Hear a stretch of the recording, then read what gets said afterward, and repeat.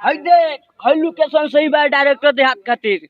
अरे ठीक को हतारी उस साला डायरेक्टर खातिर ठीक बा। मने एने दुकान के कर ले वाला यार। ए चल दुकानदार बैठल बा यार पूछल जाओ ओकरा से। हाँ चल चल चल चल भाई हमरा भाड़ा पर दुकान चाहिए मिल जाई। हमरा साहब जी से पूछे के पड़ी। हाँ पूछा पूछा ना। हेलो साहब जी आई जल्दी से। ठीक बा आ गईनी। बताओ का ला बोलइला। ये लोग फिल्म बनावता दुकान भाड़ा पर चाहिए लोग के। का तोहनी फिल्म बनावता लगन हीरो के ह? हई अवन हई।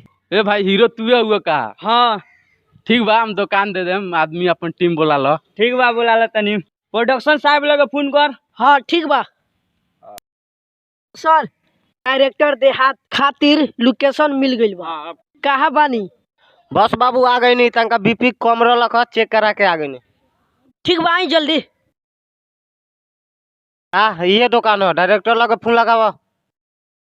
डायरेक्टर साहब बोलो। ना जल्दी मार देवा लोकेशन मिल गइल बा। ठीक बा हम आओ तनी मर दे हमरा तो काहे बड़ो। तनका बम कम छोड़ो। ए मर दे पेट खराब हो गइल बा तनका।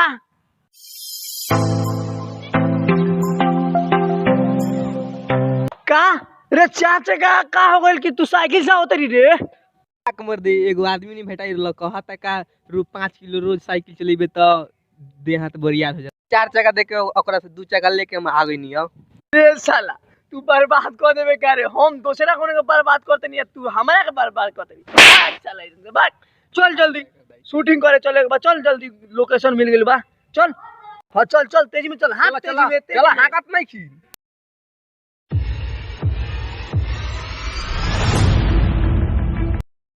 लोकेशन ये है हीरो केने बारे तो बोला हीरो करे। और डायरेक्टर साहब बोली ना बोले के का बारे एक्टिंग कर चल एक्टिंग कर केने में प्रोडक्शन बारे प्रोडक्शन हो दे बा। अरे चला चुप चुप हाल ना तो मारे लगी अपनी के। प्रणाम प्रोडक्शन साहब। प्रणाम पाती बाद में पहले शूटिंग कर। ए मर्द शूटिंग होत रही आगे आशीर्वाद देना दी। हाँ खुशी रहो चल शूटिंग करे। देखो तेरा दुकान चलाओ के बा और में से सामान लिया के हिंगरा के खिया ठीक बा।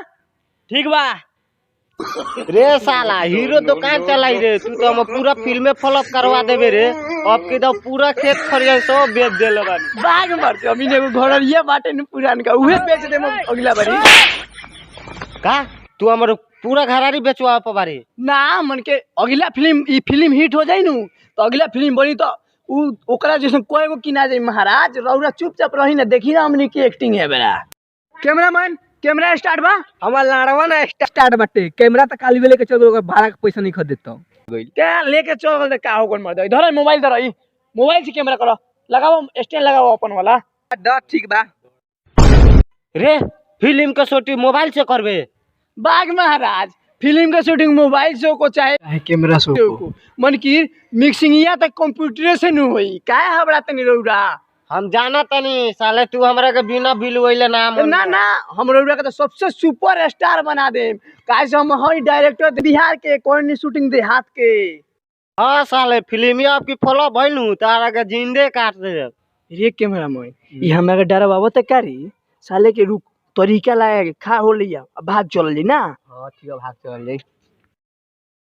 खाई ना महाराज हमर तो खाना खाई खाई। ठीक बा दो ना हिंगरो को दो।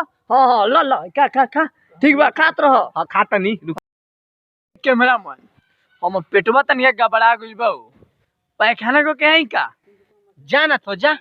ए तू ना चल भी रे हम लागे तब न हम जाए। ये साला भाग चला जाई ना तो तारे घे के अकेले मारी साले। हां चलो ए प्रोडक्शन साहब है ना सुनी ना एने टॉयलेट तो नहीं खेलू कत हम आओ तन के पैखाना को कोने नहरवा ओर से ठीक बा। सुन साला है ने तू भागे का प्लान बना तेरी करे ना ना तोरा का टॉयलेट देते हैं टॉयलेट में हक। ए महाराज हम टॉयलेट में ना हो गए टॉयलेट में पैखानवे ना उतरेला घबराई मत हम 2 मिनट में आ गए सन 2 मिनट में चलो साला सुनो जो मन की आइए जल्दी। ठीक बा चलो साइकिल पर बैठ रे भाग जल्दी एजेंसी। चलो